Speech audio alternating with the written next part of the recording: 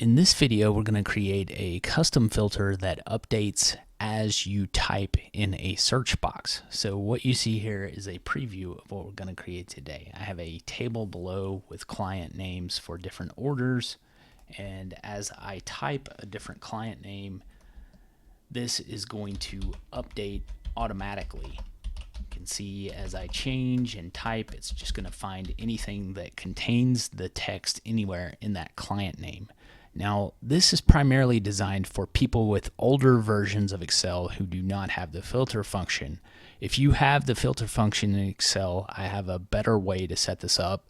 So click the link in the description of this video if you have the filter function. Otherwise, this video is for you. So the first thing we want to do is save our workbook as a macro-enabled workbook. So you can simply just go to File, Save As, or Save a Copy, and you're going to select this second option here for Excel macro-enabled workbook. Now, after you do that, you may or may not see a developer ribbon up top. If you do not see that, you can simply go to File and then Options, and under Customize Ribbon, if this box is unchecked next to developer, you're simply going to check it and click OK. So the next thing we want to do is convert our data set to a table. And to do that, it's really quite easy. All you need to do is click anywhere in that data region and hit the keyboard shortcut Control and the letter T. And this Create Table dialog box will pop up. You simply click OK, and the table is created. Now, next, what you might want to do is rename the table. So under this Table Design ribbon, you're just going to come all the way to the left corner here, and you can change the table name to whatever you want. I'll just call this Orders Data. So the next thing we want to do is make sure there are some blank rows up above our table, because that is where we're going to place our search box. So if you need to move the table, what you can do is click in this top left cell, hit Control A. This will select everything.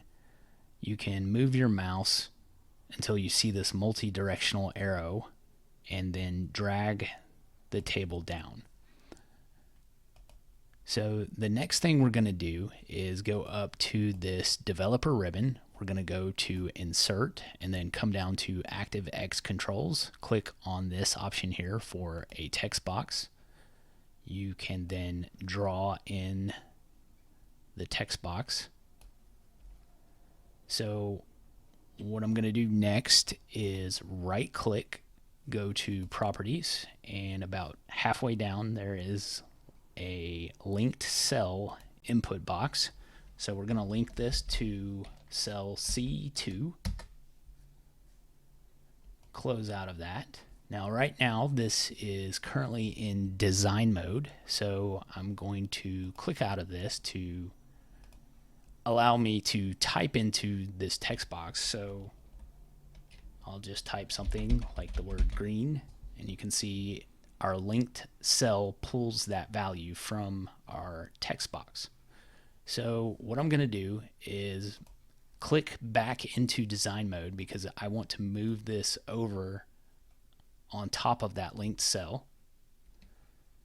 And with this design mode still active, I'm going to double click in this text box, and it takes us to the VBA editor window where we're just going to input just a tiny bit of code to link this to our filter. So I will put this code in the description of this video in case you need to see it. Just keep in mind there are some things that you will need to change for your own personal preferences, such as the table name if it's different, and the cell on your sheet that the search box is linked to. Just keep that in mind. So we begin with application, and we want to set screen updating equal to false. And this is just going to prevent all of the screen updating from displaying while the filter is being performed.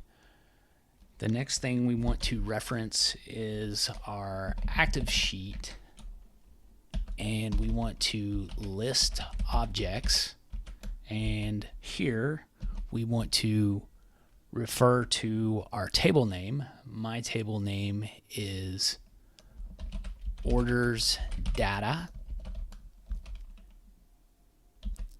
and then we're going to reference range and auto filter.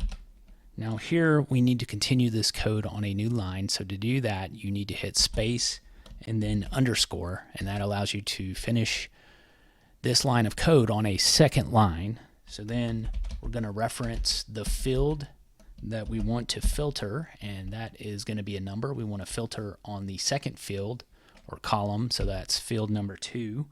Add a comma, and then we want to reference our criteria 1, which is the first and only criteria we have. We're going to set that equal to essentially a wildcard filter. So we have, in double quotes, a star on the outside and then an and symbol to join it to our linked cell, which for me that's cell C2.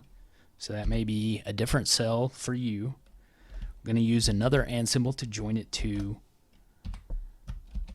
another star, so that it's essentially anything that contains whatever our search value is, and then wildcard on both sides. Going to add a comma, and then the operator is going to be equal to XL filter values, because we want to filter the values. And then the only other thing we need to do here is set the application screen updating back to true, so that the screen displays our final filtered results. Now keep in mind here, for the table name, if your table name is different, you may need to change it to whatever your table name is. If your linked cell is something different than C2, you'll need to change it there. So I'm going to hit save, close out of this. Now, when you come back to this, this could be in design mode still, so make sure that this design mode box is unchecked or unselected to be able to actually type a value in. So I'm going to start typing something. You can see as I type, it updates automatically. Well, that is all for now. See you in the next one.